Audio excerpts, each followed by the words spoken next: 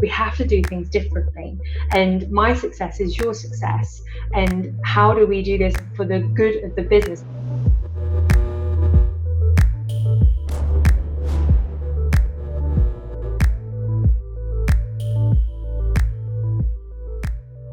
Right now, I'm going to welcome Charlotte Morris to come and join us. Now, Charlotte has worked for some behemoth businesses and has worked in startups as well, wears both the sales and the marketing hat, and is a bit of a growth expert. So I'd like you all to fondly welcome Miss Morris. Thank you very much. How are you doing? Very good, thank you. How are you doing? I'm all right. So just to give everyone a bit of a preempt, we recorded our conversation right at the beginning of lockdown 2. So the world is already a little bit different since we last spoke, and the way people are engaging is slightly different. But how have you been? How was your Christmas? It was quiet, best way of describing it, as I'm sure everyone else's was too.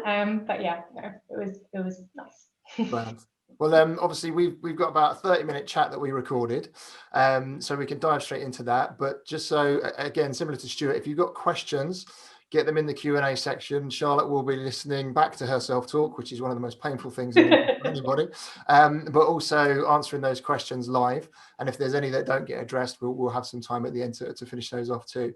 So without further ado, we'll start playing the video now, and yeah, we'll see you again in about half hour. So Charlotte, thank you so much for joining us. We are here at the South Coast Sellers Club. Why don't you kick off by telling us a little bit about how 2020 has been for you? Well, thank you very much. It's great to be here. I mean, where to begin? 2020, I think, has been, you couldn't make it up type stuff. You know, personally, I've been on an absolute roller coaster, both business, personally, you know, and I think that's actually really indicative for everyone. This whole work-life balance that we've probably been kicking around for the past few years really actually meant something this year. You know, the fact that we're doing this, I'm at home, you're at home, and for, you know, I'm sure everyone tuning in is exactly the same. You know, I think that's really started to sort of blend this whole persona. You know, the person that I am at home is pretty much the same person that I am at work, and vice versa. And I think that's just really key when we're really thinking through from a marketing and sales as a function, that perhaps we're no longer thinking in terms of companies and targets, and really starting to think through actually what's happening to that person, that human. So I think sort of personally, it's been a bit of I say a wake-up call, but it's just been not a gentle reminder either, just a real hard look in the mirror of actually what's happening, you know, around us. And I think it's been really fascinating, just from a you know, like a human behavior point of view, of really starting to understand that pain points perhaps in business may actually be affecting into our personal life. So for example, something being efficient and cost effective on a work point of view, that's great, but actually from a personal point of view, great, that means that I get to get out of here, that I get to actually spend time with my family, with my friends, my children, or in lockdown doing nothing, whatever it might be. But I just think that the sort of the emotion that comes from B2C marketing is really starting to drip into B2B. And personally, as a marketer, I'm really excited by that. I think, you know, there's B2B and B2C has always been, sometimes they're against each other, but it's always been very, very distinct and separate disciplines. And I've seen it sort of happening over the past few years anyways, of perhaps as B2C marketers are maturing, I put myself into that as well, and then moving into B2B and bringing along a lot of that thinking with them. And you know, that might be as basic as social media, for example. You know, maybe not so much now, but just say 5 years ago, that was very, very separate, very distinct. B2B didn't really dabble in anything other than LinkedIn. Whereas, you know, you start to look at it now, it's like, well, of course, you know, Charlotte Morris, have my Instagram profile, and as a business, I would expect the same thing. And it's almost sort of the convergence of personality, essentially. And this is where we start to get into really big B2C brand marketing, and sort of really thinking at the top of the funnel, and you know, as it starts to flow down. And I think B2C has taken taken some lessons as well from B2B, certainly around sort of the sales conversion side of things. But what I'm really excited about is, bringing over that sort of top of funnel thinking into B2B, because we've just had to think differently. And I think that's a huge takeaway. And, I wonder how many people in sales who have been, at the absolute, cold front almost, how much potentially seeing that, how much that's recognized, and how, going into 2021, potentially plans maybe, changing, but just evolving and, sort of keeping on moving.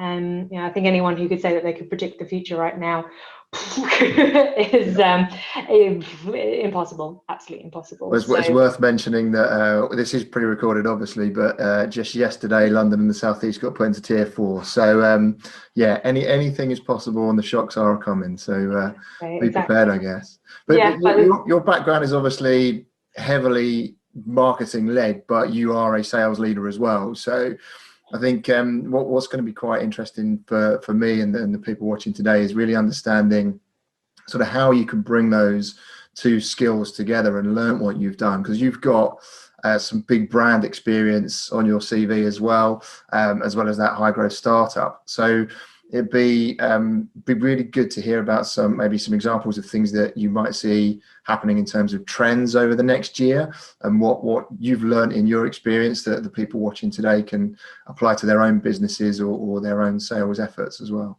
Yeah, absolutely. I mean, it's like I said, anyone sort of being able to sort of predict the future with a pinch of salt. But I think what's really interesting is that when you actually look back on 2020, and if you start to look at the fact that the sort of the online sales cycle as a term, having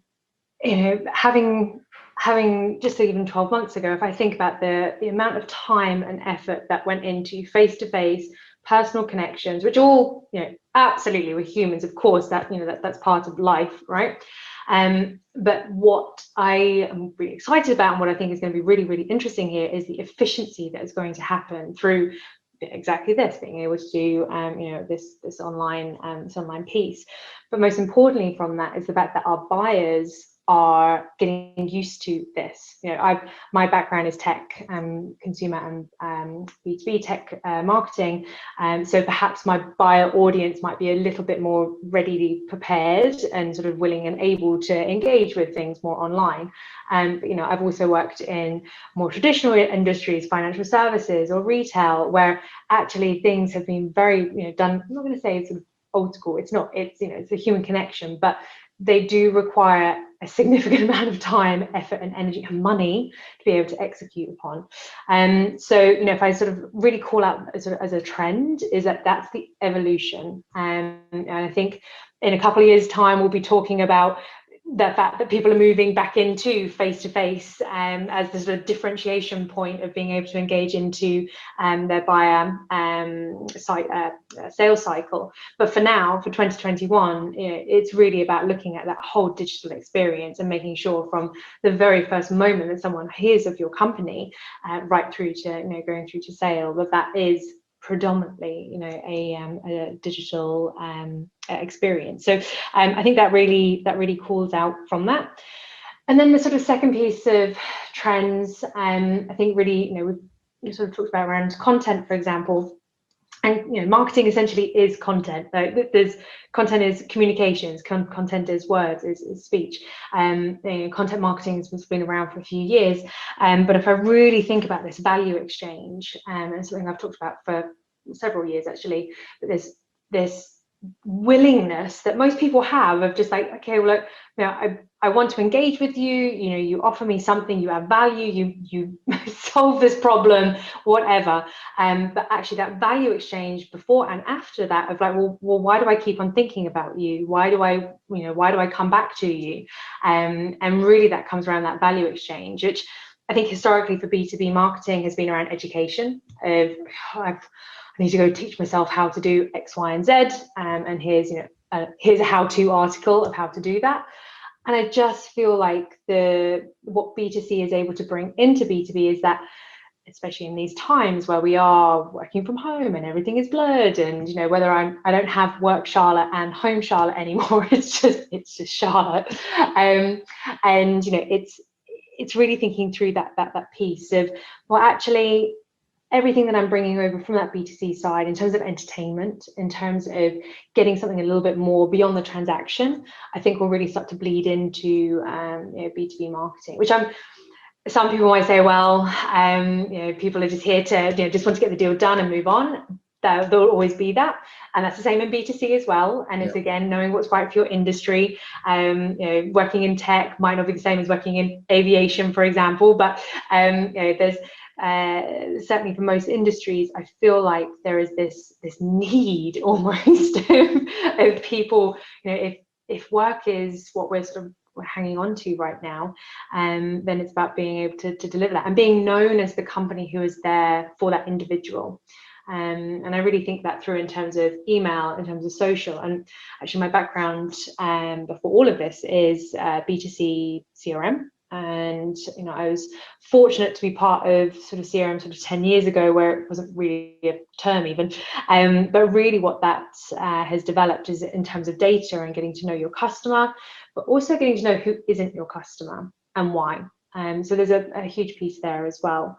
So effectively sort of coming into that value exchange, I think is going to be just really important. And the brands that prioritize be it content and that brand building, I think are going to be the ones who stick around, to be honest. And it's really tough to say that, because 6 months ago everything is, and should be, is around revenue protection, is around short term. Oh my gosh, we've got to survive this year, and we are slamming into the first gear and just getting the hell out of this hole, basically. So benefit of hindsight, and I can come along at this juncture and be like, well, really sort of thinking through a bit more in that long term.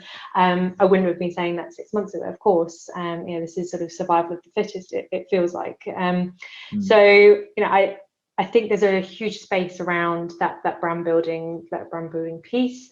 And again, depending on your industry, of just building that reputation for being there and providing that value exchange. So I think those are my sort of 3 points. So it's online sales cycle, value exchange, and building your brand and sort of further from what it is today. I think there's some really, really good stuff in there. And I think you and I will probably be in danger of talking this terminology and really understanding clearly what's involved in that.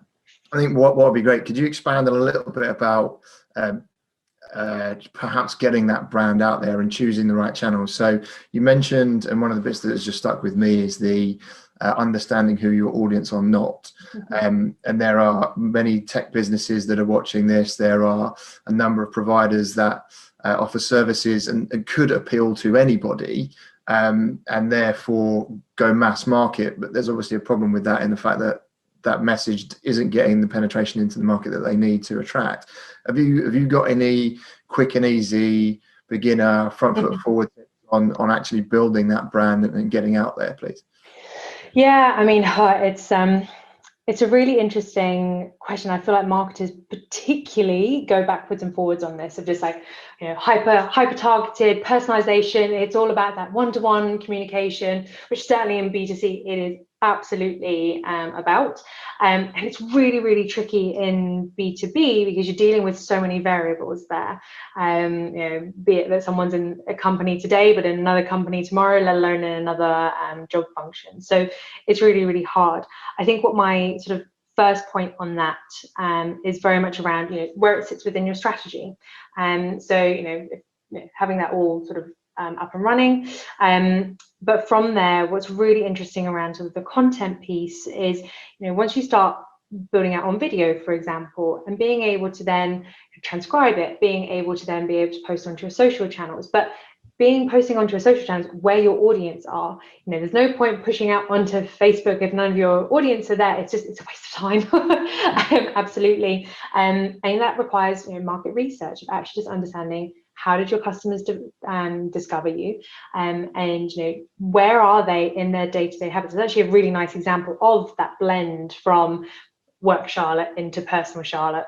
Not suggesting everyone jumps on TikTok, for example, but if you're in beauty and cosmetics, for example, and you're a business, you probably should be, because the majority of your customers are going to be there, be it B2C customers or B2B, because that's just the industry.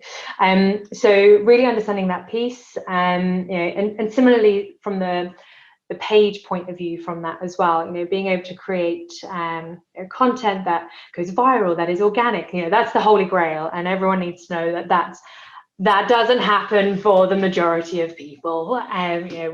We as leaders expect that and build it and they will come type stuff, but it's exactly the same for content, is that you've got to have a paid acquisition channel strategy for that as well, to be able to drive traffic to your content. Then there is sort of a level of exponential growth that comes from that as well. So yeah, I think sort of getting started of where it sits within your strategy, knowing where your customers or your target customers as well, where they live, and trying to do one thing well. I see this quite often, of one piece of content just getting pushed out onto every single social channel, with zero editing, with zero appreciation of sort of the different language as well between each of those social channels, and then just to add the extra complexity of that, of like, where are your buyers within the purchase journey as well. So try not to get overwhelmed with it. Start with one piece, optimize it. I think that's the main thing that I always try to take away, rather than 50 different sort of variations of the same thing. But finding that channel that works for you, and be that YouTube, Instagram, LinkedIn. It's also really interesting when you start then sort of playing some of the lessons that I learned on other channels and being able to sort of extrapolate those out. But yeah, I mean, that's that would be my sort of first starting point, is where it sits within the strategy. Start with video, just because you can do more with it. We could flip this into a podcast if we wanted. We can flip this into a 4,000 word article if we wanted, and that's just from having having this conversation. And being able to understand where your customers are. And I'm just a really big believer of just do one thing well. Have an absolute smashing Instagram following and engagement, and then start to look at your other channels if that is the most appropriate. I'd agree. I went down the SEO route, and it just went down a rabbit hole, and you then get addicted to it, and it's like, oh, I've completely neglected everything else I'm meant to be doing, and for the sake of learning something new, it's almost like that shiny magpie syndrome, I guess. It's like, oh, I'll give this a go now and become an SEO pro. SEO is fascinating. It's something that's often overlooked, and if you're really sort of starting right at the top of everything, of just discoverability, there are people out there Googling. That is how 99% of all of us get through life. Of how do I solve blah blah blah blah, right? It's then making sure that you're first on there, that takes a little bit of some know-how, but if you're in the right place and you understand your customers and your targets, that does get a little bit easier over time. But even though you've got the a real basic level, a lot of companies don't do it, is take over the Google My Business page. And you can literally just sign into Google, put some pictures, some comments, testimonials, feedback, and then you've got a position in Google where people can come and look at that bit of real estate is yours to go and promote yourself in as well. And a lot of people just don't do that as a minimum.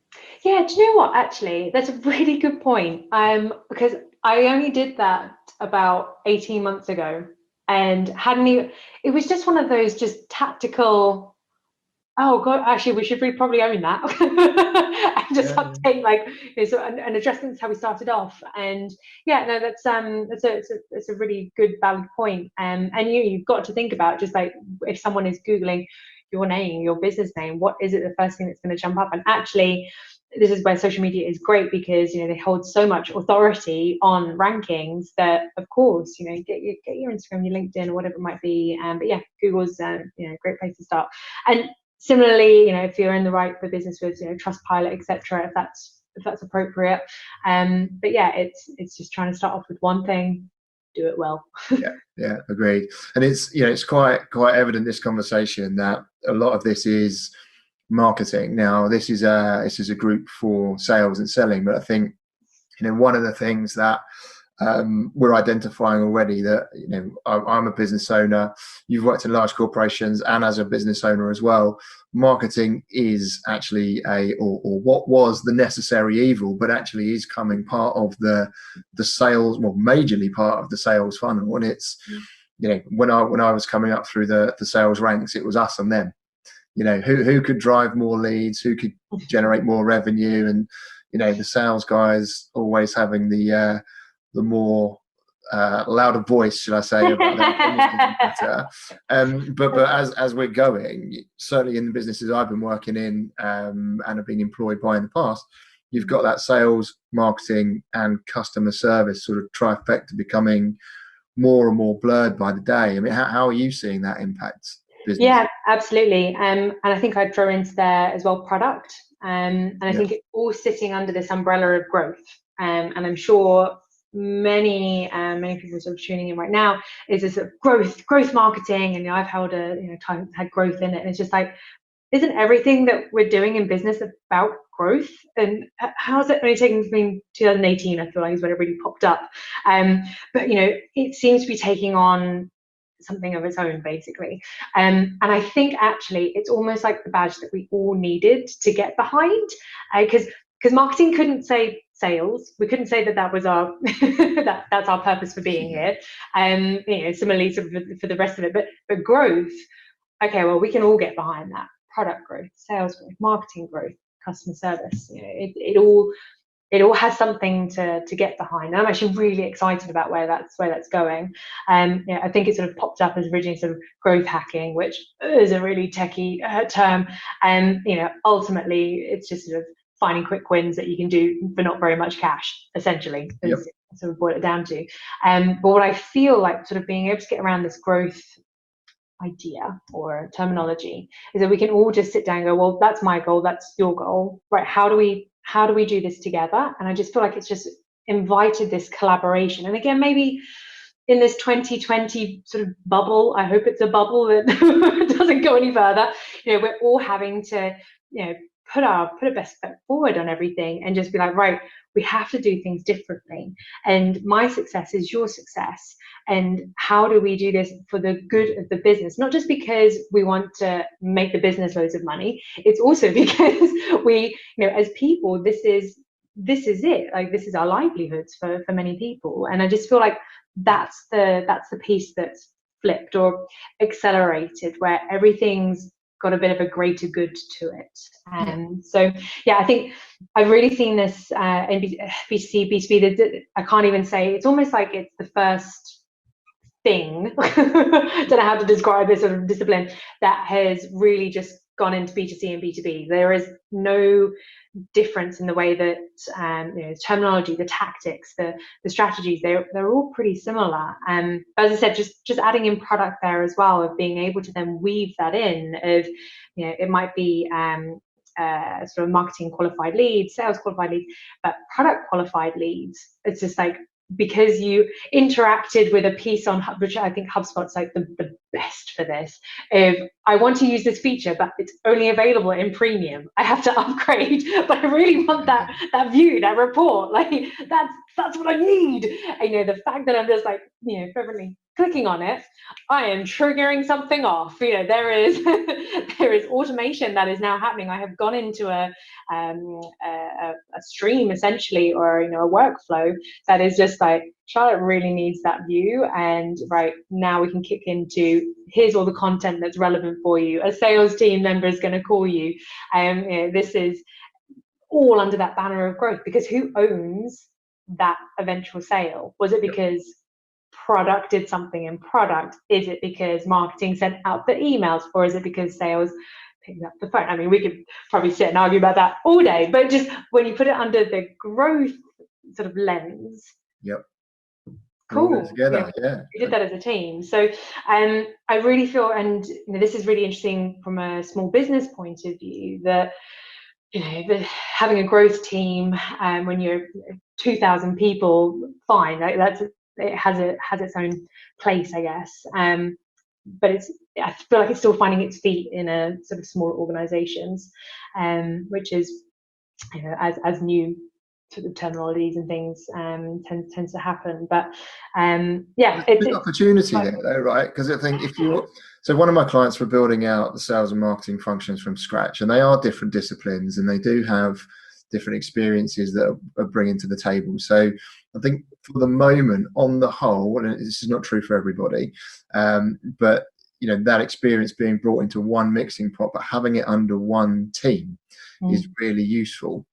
And also you then look at what the incentives are to get the behaviors out of the individuals, and then also making sure that you've got the right objectives in place. So if I know as a marketer, my objective is to drive as many leads for the sales team to speak to, what's the objective? What's the result? What's my incentive and reward around that? And so that there is that great arm around the shoulder support thing, everyone's doing their bit.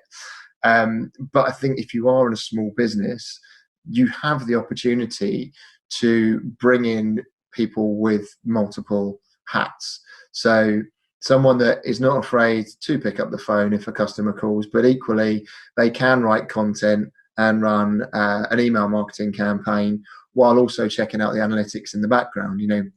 They do exist, those people. They do. And that I think they are going to be the ones that carry the most value in commercial growth environments moving forwards as well.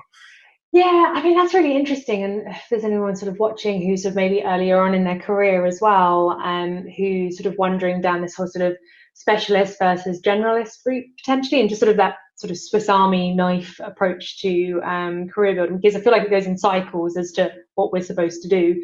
There's whatever is like the hot topic or the hot channel, then it's like, right, you'll specialize. Personally, I've taken a T-shaped career, and I actively manage that. But I think if I think about as a small organization, it's great to bring in someone who's SEO, right? Like, I feel like whenever I talk to startups, it's just like we've got to get someone who's in SEO, and it's like, great, but then what? Like what else are they going to be able to add in across that growth sort of the lens? And I think this is where marketing and sales are starting to get more interested in each other. And I don't know whether it's also where I'm at career stage I'm more interested in, but I really feel like there's an appreciation for both angles and both aspects. And as I said, there's sort of everything moving online, as it will continue to do so. I feel like that's where it really starts to blend, because actually, sales are going to be able to get way more involved with stuff that's happening online, and vice versa. And I think that's why, again, sort of bringing in product as well. Of product needs to be able to speak to the customer. It needs to be able to understand those who aren't customers. And it has to be a salesperson as well. They built it. They need to be able to, be able to talk about the benefits to everyone. And it's almost as if like the I don't want to say the burden's the right word, but just the shared accountability is really, this year is really just like, okay, I need to do this, and you need to do that, and we know what we're doing, and building upon that. So yeah, I fully feel that. It's fascinating. So who do you hire first then? Like you're a small business, limited budget. Who are you going to hire first to impact that growth? Yeah, absolutely. And there's budgets, no subject. I think for me, it needs to be someone who is digital first. If we're going from day dot, right, and is that generalist. And I think that is actually really hard to interview for as well. So a lot of being able to tease out more on the EQ side of things. So it's almost as if we're not hiring for a job anymore. We're hiring for a persona almost. So it's just like, stick on your sales persona, and actually it's exactly the same for when you're hiring in. And so really it's about someone who's able to take something from 0 to 1, and then is able to then get in the specialist. And I think that's, if I look back on my career particularly, that's exactly the type of person I've been when I've gone into these roles of, hey, look, I'm not going to be the person who knows the nth degree of SEO optimization. However, I know the top 20 things that need to get done beforehand. We scale it up, and then we get the specialists in to operationalize it, essentially. Optimize probably all the things that I haven't got completely right, and then I'm moving on to the next channel or the next thing that needs to get done. So yeah, I would absolutely, for anyone who is hiring right now, if you're looking at, is it sales, is it marketing, product will sit separately. You always need sort of the product side of things, but customer support. I love people who've come out of customer support and move into marketing and sales. They've got such empathy for the problem, and just a real deep understanding and passion, especially if they're sort of moving through the organization. So it's almost as if you're hiring for someone who is going to be able to flex up over a 3-year period. Yep. And what they do tomorrow is going to be very different to what they do in 12 months. And only you as the business owner is going to be able to sort of have that foresight of, right, in 12 months time we should be here. So yeah, I'm looking for generalists who can really put their mind to many tasks, and is able to sort of wear multiple hats, and then bring in those specialists a bit later on. But yeah, it can be a really daunting Sure. But it is that chicken and egg thing. I think one thing I would urge people to do if budget is an issue is look at the apprenticeship schemes as well. These are individuals that are getting funded training. They are learning on the job, but they are also getting trained externally as well. And depending on where they are in their career or their stage of life, is they're going to want to really learn, get in and actually put that training to good use in the real world environment. So that's another angle to look. And I know there are some apprenticeship providers in this group as well. So if you are watching, make yourself known. People can come and check out what's involved with that, because we've proven that successfully with a few of my clients as well. So yeah. I've had a couple of apprenticeships come through, and it's really interesting actually, those who do come in on sort of marketing and sales track as well, sort of or the business development. I feel like business development gets we need you to do lots of things, and it's sort of that job description that then can go sort of either way. But actually what I found also with having interns as well, and for anyone who's on the call, most universities will have a work placement as part of it, and it might only be for 2 weeks, and you need to make sure that your team are staffed up to be able to handle that. But in terms of new ideas and just questioning why are you doing that? It's a very good question. And just the energy that it brings, I absolutely love it. So yeah, I think apprenticeships is a great way for someone to be invested in your company, rather than sort of, right, this is the job role that I want to do for the next 40 odd years. And yeah, I think it's a great shout. Super. And well, just to close out, I think we've gone down the B2C and the B2B route from an SME owner's perspective. There are going to be people watching that are in the world of sales and selling right now. So what can they be doing to utilize your experience in their own effort to build brand and sell themselves? So good question. So I think when it comes to being able to sort of build brand, being able to just lean in to marketing, and of course I'm going to say that, right? Like, come on, everyone is that. Let's all lean in, but really just sort of understanding, or just being able to just check out a bit more, and just asking sort of marketing in terms of what's higher up the funnel. What do you need? And I think sales is great at being able to look at the sort of the immediate, but marketing not necessarily is looking more in the future, but certainly is thinking through that brand building of who are our future customers.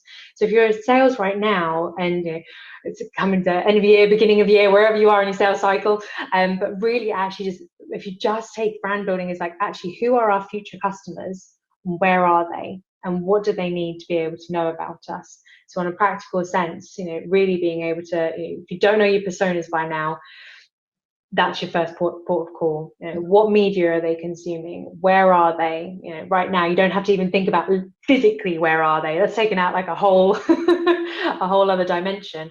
But, where are they digitally?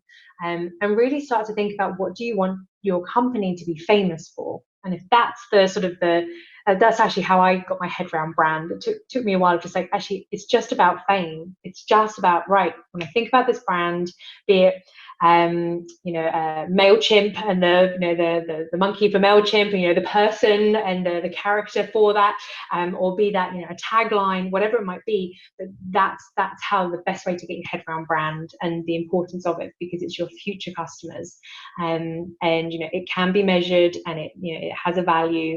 But yeah, that's the easiest way of looking at it. And if you look at then what your future customers, and if you start thinking about how your business is valued, it's all based on your future potential. So it is possible to be able to put a monetary value next to it. So yeah, that was the sort of the easiest way that I ever got my head around brand. Is it's about the fame. Awesome. And what do you want to leave us with, Charlotte? What's the mic drop moment? Oh gosh. What would be my mic drop moment?